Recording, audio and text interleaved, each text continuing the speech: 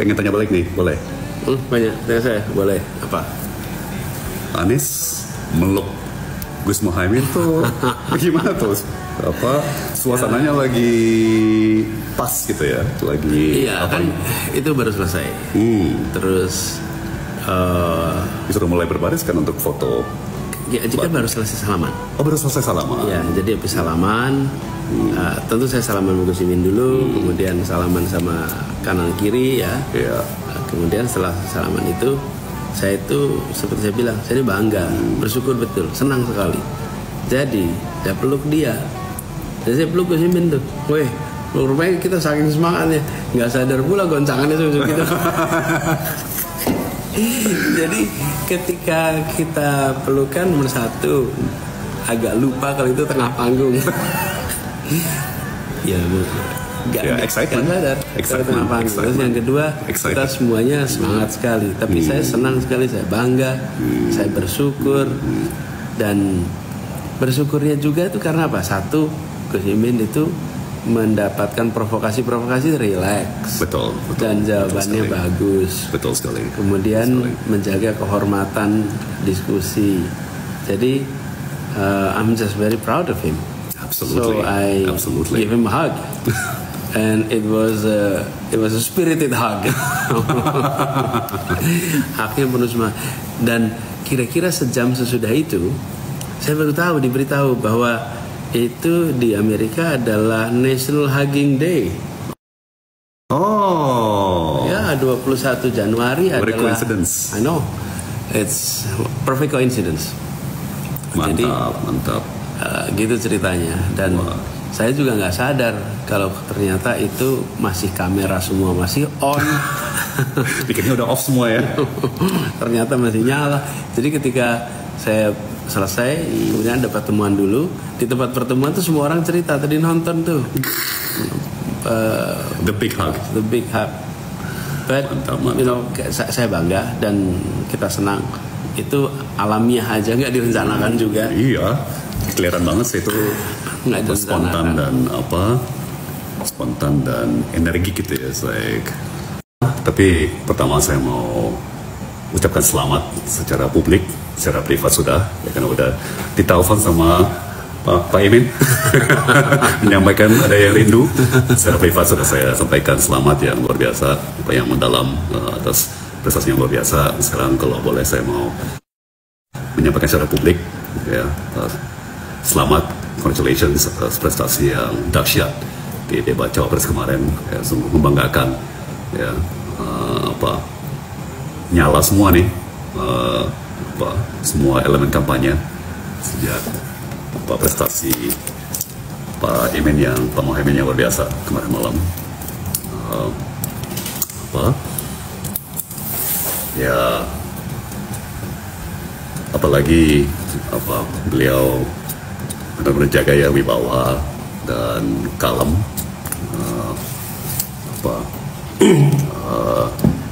Dan tentunya selamat akhirnya memenangkan Videotron.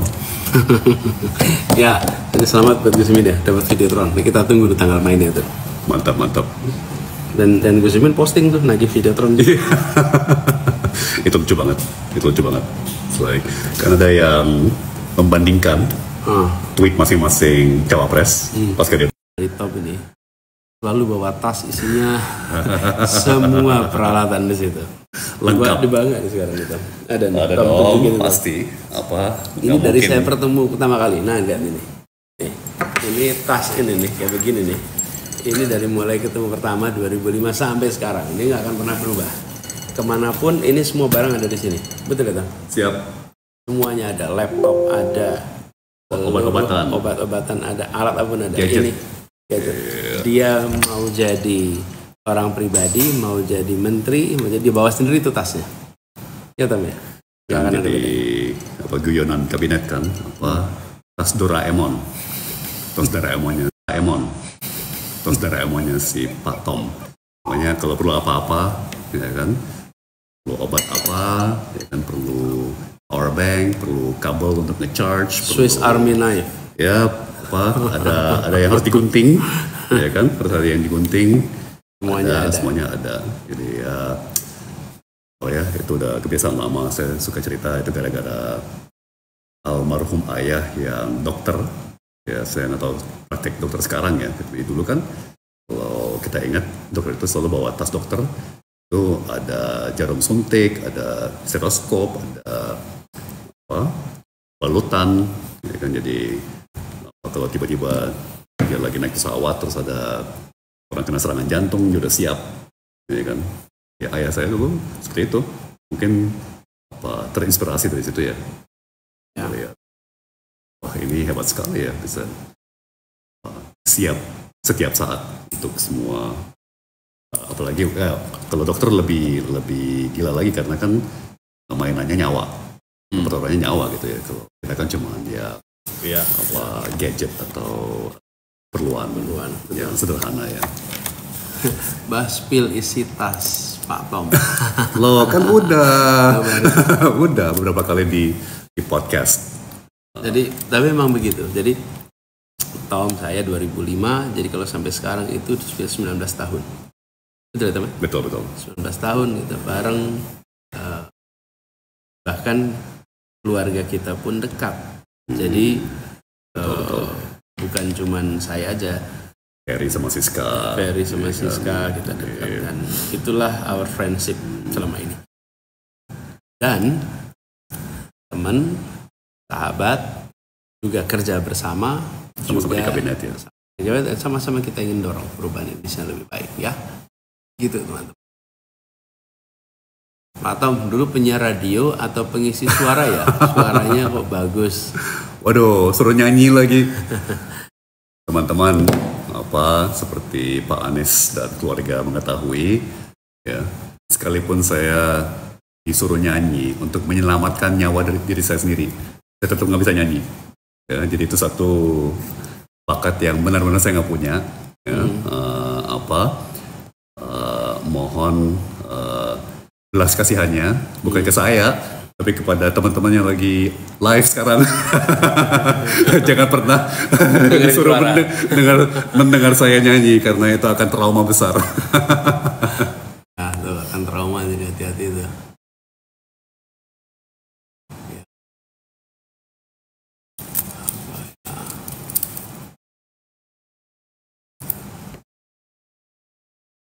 Pak Tom, gimana sih biar semangat belajar? Kadang ada di fase jenuh. Oke, ini kita respon nih. Ini lebih Anies daripada saya. Anies kan yang berkarir di pendidikan, mendidik. Jadi mungkin saya bisa tambahin nanti. Gimana menurut Anies? Gini, kalau belajar jenuh, saya ke break dulu. Jadi ya memang manusia itu ada jenuhnya. Kalau udah jenuh begitu, jangan dipaksakan. Istirahat dulu sebentar. Tergantung belajarnya bagaimana. Ini maksud saya gini.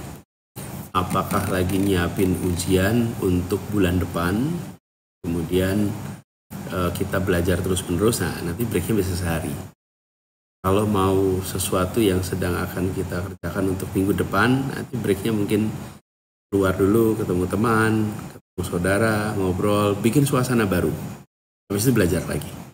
Jadi kalau sudah jenuh, ya break dulu. Di situ belajar lagi.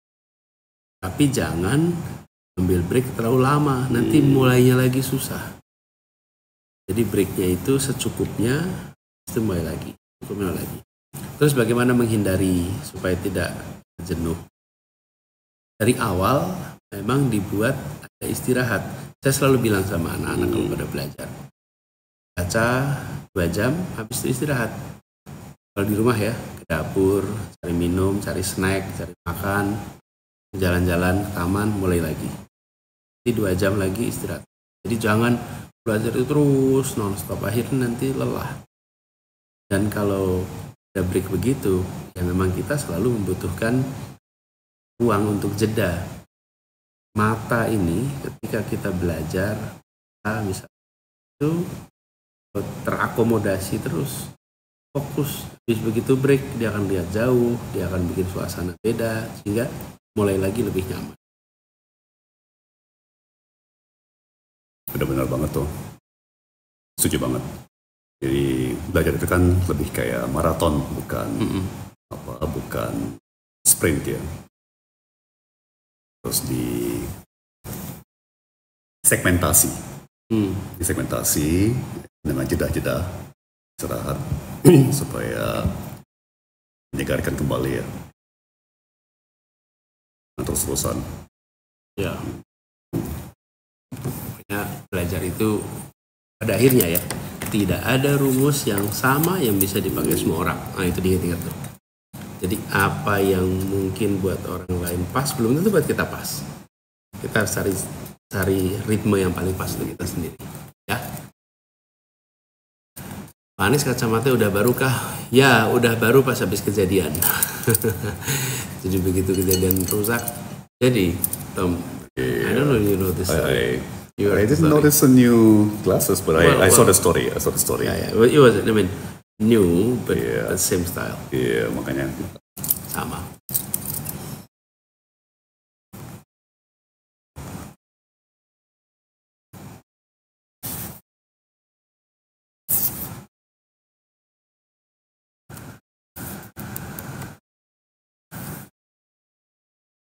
Ada yang tanya nih, besok bener ke Bantul, Mas Anies? Ya betul, besok rencana pagi di Bantul. Sebenarnya besok itu harusnya ada acara Desak Anies di Jogja. Nah, tapi tempatnya udah dapat izin, jadi barusan tadi dapat kabar. Rupanya izinnya dicabut. Jadi udah dapat surat izin dari pengelola, sound lagi dipasang, tapi tengah-tengah proses persiapan buat besok ditelepon izin dicabut. Jadi sekarang teman-teman di Jogja sedang mencari tempat baru. Jadi kita tetap semangat. Namanya juga Desak Anies kan terdesak juga nih begini. Nyari tempatnya aja didesak gitu kan. Apalagi nanti diskusinya. Tapi saya sering bilang nih Tom, kan ada yang tanya gimana Pak ngadepin tekanan-tekanan begini. Saya bilang, seberat-beratnya tekanan yang kami hadapi itu masih lebih ringan dibanding tekanan ekonomi yang dirasakan keluarga-keluarga kita. Itu setuju banget. Masih lebih ringan dibanding tekanan mencari pekerjaan yang dialami anak-anak muda kita. Setuju banget. Dan kita di sini sedang berusaha mengubah kondisi keluarga itu, mengubah kondisi anak-anak muda itu. Jadi kalau untuk melakukan perubahan itu kita harus menghadapi tekanan, ya kita hadapi. You know, I remember this. Ada satu kalimat teman-teman yang mungkin selama ini jadi pegangan saya juga. Kalimatnya begini. When the going gets tough, the tough gets going. Ketika perjalanan kita menghadapi tantangan, maka yang menantang akan siap untuk melewatinya. Gitu kira-kira itu cuman bebasnya ya. When the going gets tough, ketika perjalanan menjadi penuh tantangan, maka tetap tantang balik gets going. Maka yang tangguh, yang ulet akan jalan terus. Jadi kita ingin bahwa nantinya perjuangan atau usaha kita ini akan membuahkan hasil Indonesia yang kembali merasakan kebebasan, di mana kegiatan-kegiatan jalan tanpa pelarangan. Kita semua ini orang-orang yang mencintai Indonesia. Kita semua orang-orang yang ingin Indonesia lebih baik. Mungkin saja pikiran, gagasan, ada perbedaan. Tetapi itu semua adalah kecil dibandingkan kecintaan kita pada Indonesia. Justru kita bisa diskusi, bisa pikiran. Itulah kita menjaga sama-sama itu. Dan memang ini Tom, saya ini beberapa hari ke depannya akan padat. Iya, luar biasa. Jadi besok 23 di Jogja, lalu 24 di Cilacap dan Brebes. Lalu tanggal 25 di Ternate. Wow. 27 Banda Aceh, Pekanbaru. 28 di Bandung dan Purwakarta. Lalu tanggal 30 di Tegal. 31 di Pamekasan dan Bangkalan, Madura. Tanggal 1 di Padang Sidempuan dan Deli Serdang. Tanggal 5 di Manado dan Kota Mobagu di Sulawesi Utara. Terus di Semarang. Tanggal 6 di Mataram, NTB. Tanggal 6 di Makassar. Jadi Mataram dan Makassar. 7 di Pontianak sama Samarinda. 8 Cianjur sama Garut. Tanggal 9 Pasuruan. Tanggal 10 di JIS. Betul. Penutupan. Jadi minggu depan itu rata-rata 2 kota sehari. Luar biasa. Jadi luar biasa. Buat teman-teman yang kebetulan berada di kota-kota itu atau sekitar situ, welcome to join. Jadi seru.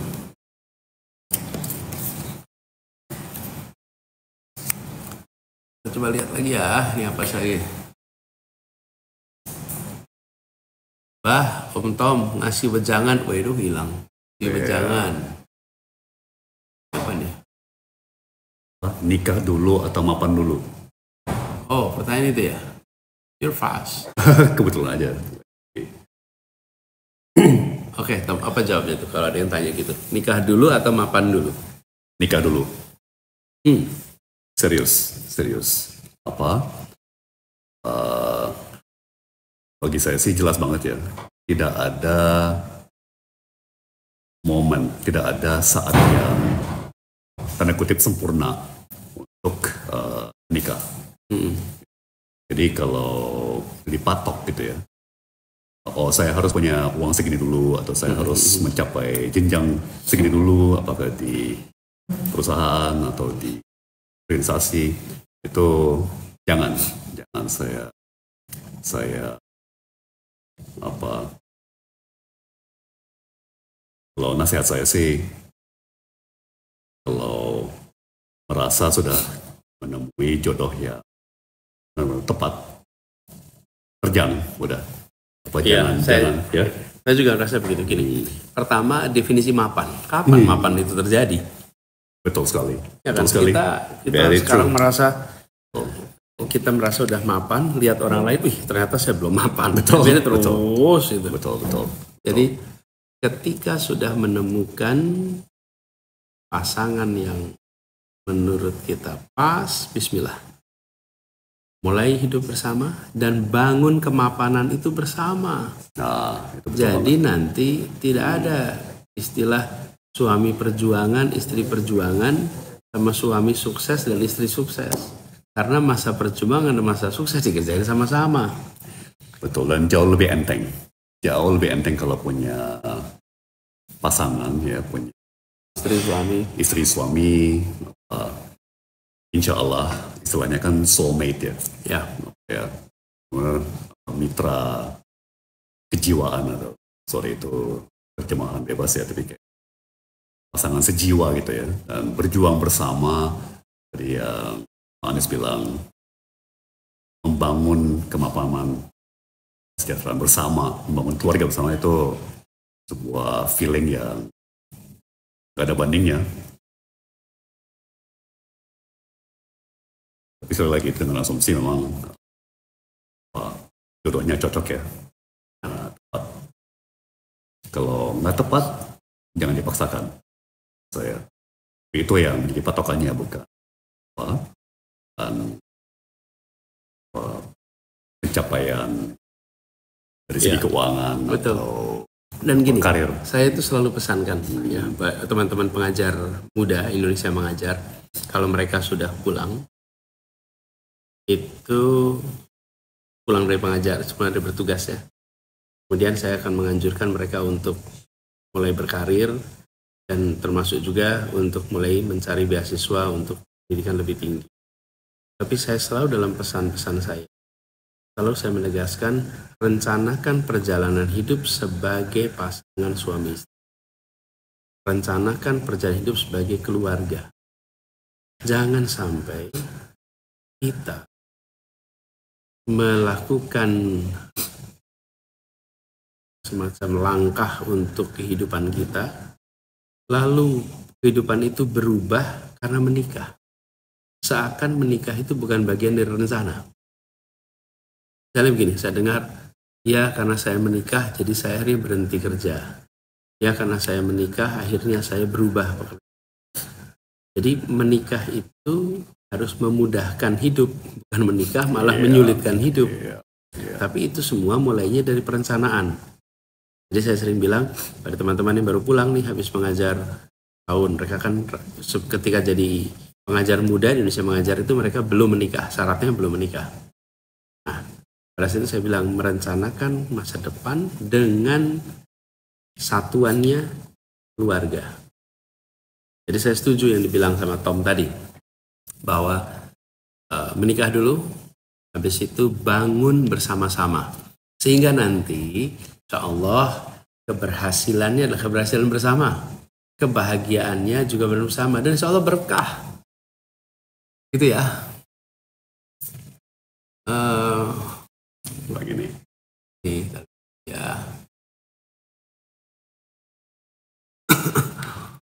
Anies dan Pak Tom, bagaimana caranya bisa menjadi pintar, pandai, dan sukses? Itu bawa Pak Aye Gucci aja. Gimana Tom? Rumusnya Tom? Waduh. Pertama, yang tadi Anies bilang ya, tidak ada satu rumus untuk semua. Sejuta sukses, menurut saya ada sejuta rumus. Tapi sudah pasti, dan prinsip dasarnya kerja keras. Pasti work ethic. Gimana pun juga harus kerja keras. Kalau mau benar-benar sukses ya, kalau benar-benar serius mau sukses, tidak bisa lepas dari kerja keras. Kedua, kalau saya lihatnya tuh zaman sekarang nih ya, sekarang udah ada Google, ya, yang Anies pernah sindir pada suatu saat. Dan ngapain kita terlalu hafal-hafal yang terlalu singkatan ataupun ya hal yang sangat teknis, karena sekarang kan ada Google. 30 tahun lalu nggak ada yang namanya Google. Sekarang bahkan ada AI, ChatGPT dan sebagainya. Yang menjadi penting atau menjadi semakin penting itu soft skill. Dan soft skill seperti kemampuan berkomunikasi, trust, kemampuan untuk membuka diri, untuk percaya dengan orang, dan dipercaya oleh orang.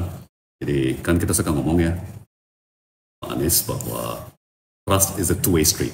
Ya, jadi bagaimana membangun hubungan antar kolega, antar rekan kerja, antar teman yang saling trust ya. Ya, saya berasumsi bahwa ijazah, sekolah, semuanya jelas ya. Tapi nasihat-nasihat tambahan gitu ya, yang mendasar gitu ya. Bahkan semakin besar ambisi kita, semakin tinggi target yang kita mau capai, ya sering kali orang ilmu manajemen bilang nomor 1 dan 2 dan 3 adalah komunikasi. Dan jadi kemampuan berkomunikasi, itu luar biasa. Jadi ada satu, maaf dikit lagi saya kembalikan ke Pak Anies, tapi ada satu profesor di MIT kalau nggak salah. Jadi dia bilang sukses karir itu akan ditentukan oleh 3 faktor. Ya, seberapa pandai Anda bicara, seberapa pandai Anda menulis, kemudian baru seberapa pandai Anda berpikir. Ya, karena apa kegiatan manusia, apakah bisnis, apakah luar bisnis ya, pemerintahan ya, yang menjadi medium interaksi kan bicara. Ya. Jadi orang hanya bisa pertama menilai dari apa kecanggihan berbicara, berkomunikasi. Ya. Nggak ada gunanya punya ide yang cemerlang kalau tidak bisa dikomunikasikan dengan baik, yang meyakinkan. Itu interaksi kita banyak kan verbal. Kedua, interaksi melalui tertulis. Ya kan, nggak ada gunanya punya ide yang paling cemerlang kalau tidak bisa dikomunikasikan secara tertulis dengan baik gitu ya. Baru apa intelek dan kualitas pemikiran ya. Karena sekali lagi nggak ada gunanya kalau hanya di kepala. Ya. Harus bisa dikomunikasikan. Nerusin aja yang saya bilang Tom tadi. Kan dia tanya sukses nih. Jadi saya seringkali sukses apa sih sebut sukses itu? Mungkin sukses itu salah satunya adalah berhasil meraih yang direncanakan. Nah itu sukses. Kalau tidak direncanakan berarti bukan sukses, kira-kira gitu. Jadi menang lotre itu bukan sukses tuh. Kalau kaya karena lotre bukan sukses. Tapi kalau merencanakan, lalu kemudian diusahakan, ada kerja keras dan tercapai, nah itu sukses. Nah kemudian terusin aja sampaikan Tom tadi. Jadi bagi saya, kita, Tom, dan lain-lain, yang penting itu tadi yang sampaikan, membuat kita ini punya kesiapan. Apa sih kesiapan itu? Punya kompetensi, tadi disebutkan, punya skill, punya karakter. Tidak ada karakternya. Karakternya apa? Karakter kerja keras, kerja tuntas, ulet, tangguh. Itu karakter kinerja. Lalu karakter moral. Apa karakter moralnya? Jujur, berintegritas, rendah hati, menghormati orang. Itu karakter moralnya. Punya kompetensi, punya skill. Itu unsur kesiapan. Lalu ada satu lagi yang disebut kesempatan. Nah kesempatan itu di luar kendali kita. Sebagian kesempatan kita nggak bisa atur. Kalau kesempatan itu terbuka di depan kita, tapi kita tidak punya kesiapan, maka nggak jadi sebuah peluang yang bisa dimanfaatkan. Karena kita tidak punya kesiapan. Di sisi lain, kalau punya kesiapan nggak ketemu kesempatan, nah itu bisa bikin frustasi juga tuh. Tapi begitu kita punya kesiapan, begitu ada kesempatan terbuka. Terus tadi ada yang tanya di situ, saya lupa tadi namanya siapa. Karena kan Tom cerita soal trust. Terus dia tanya, how to build trust? Trust itu kalau boleh saya komentar, minimal unsurnya ada 3. Apa yang membuat seseorang itu dipercaya? Nomor 1, dia punya kompetensi. Kalau tidak punya kompetensi, nggak dipercaya. Misalnya nih, ada yang mau datang ke saya. Atau gini, Tom saya boleh nggak pinjam mobilnya? Saya ngomong ke Tom. Tom pasti tanya, Anies bisa nyetir nggak? Udah berapa tahun nyetirnya? Ya, punya SIM nggak? Bisa nyetir nggak? Nomor 1 ditanya kompetensi. Saya kompeten nggak? Kalau saya nggak punya kompetensi, dia nggak akan percayakan itu kuncinya ke saya. Karena saya nggak punya kompetensi. Jadi nomor 1 untuk bisa dapat trust harus ada kompetensi. Terus yang kedua, yang buat orang itu dipercaya apa? Kalau berintegritas, integrity. Dengan ada integrity, maka saya akan tahu yang dia katakan adalah yang dia perbuat. Itu utuh. Yang dia pikirkan adalah yang dia katakan dan yang dia perbuat. Itu integritas. Unsur ketiga adalah intimasi, kedekatan. Kalau tidak ada, kalau kompeten, berintegritas, nggak ada kedekatan, bangun trust itu sulit. Nah, jadi 3 pembentuknya. Kompetensi, integritas, sama kedekatan. Lalu apa yang membuat trust itu turun? Yang membuat trust itu turun apa? Self-interest. Self-interest. Kalau punya self-interest, itu pasti akan ngalamin masalah tuh. Karena self-interest itu yang mengurangi. Jadi, kalau saya buatkan rumus nih, buat rumus ya, itu kompetensi tambah integritas tambah kedekatan kemudian minus self-interest. Atau Selfish. kepentingan pribadi. Yeah. Nah, So ini true. saya tulis di So kertas true. nih. Benar-benar kebaca. Gimana bacanya nih? Jadi trust itu sama dengan kompetensi Plus kompetensi plus integritas plus kedekatan minus self interest. Kalau orang self interestnya besar sekali, maka nilai trustnya tuh tergerus. Kompetensinya tinggi, integritasnya tinggi, kedekatannya, tapi self interestnya tinggi, kok turun tuh angkanya. Tapi 0 juga nggak mungkin self interest itu 0. Seimbang aja. Nah, self interest itu harus bisa sejalan dengan public interest. Kalau self interest sejalan public interest, maka jadi ini kira-kira pembahasan soal trust dan pembahasan soal sukses. Tonton udah malam. Kita bisa ngobrol terus pasti. Kita bisa terusin sampai malam. Tapi besok kita harus ada kegiatan. Saya besok berangkat ke Jogja. Jam 6 pagi akan berangkat. Dan ini masih ada satu pertemuan malam ini. Jadi masih ada satu pertemuan lagi. Baru besok pagi berangkat ke Jogja. Doakan agar semuanya lancar. Dan sebelum kita akhiri, mungkin Tom, do you wanna say a few words? Last remark before we ended our live session at TikTok. Ya, terima kasih semua pertanyaan-pertanyaannya, teman-teman juga. Waktunya, perhatiannya. Kita sudah memasuki periode kampanye terbuka. Dan kayaknya debat Capres makin seru ya. Yes. Makin intens, makin seru. Cuma tinggal satu debat lagi ya. Akhir. Kayaknya udah saatnya ya bersiap-siap untuk memproses semua yang kita saksikan. Banyak pemilu. Dan semakin dekat ya saatnya untuk menentukan pilihan. Masih ada waktu, tapi ya terima kasih atas sikap partisipatif ya. Pesta demokrasi ini ya memang begitu penting dalam menentukan masa depan, dan kayaknya yang ini bagi saya ya historis bukan cuma karena keadaan dalam negeri, tapi juga keadaan internasional ya. Ini memang tahun-tahun yang itu menentukan dari berbagai sisi, dari krisis iklim sampai kondisi geopolitik.